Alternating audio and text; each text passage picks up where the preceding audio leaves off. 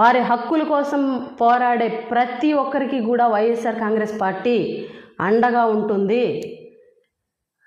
ఏదైతే GO number 3 విషయంలో మీరు మాట ఇచ్చారు, మీ ముఖ్యమంత్రి చంద్రబాబు నాయుడు గారు ఎలక్షన్ ముందు మాట ఇచ్చారు, మీరు మాట ఇచ్చారు, అసెంబ్లీ సాక్షిగా చెప్పారు జీవో నెంబర్ 3ని పునరుద్ధరిస్తామని చెప్పి. జీవో నెంబర్ 3ని పునరుద్ధరించండి, స్పెషల్ డిఎస్సిని తీసుకురండి.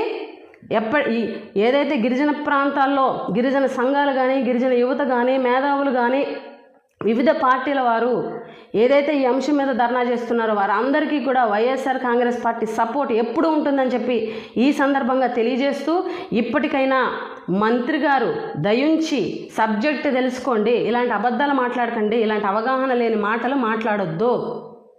కూటమి నాయకులు చెప్పేవన్నీ పచ్చి అబద్ధాలని దీనితో తేట తెల్లమైంది.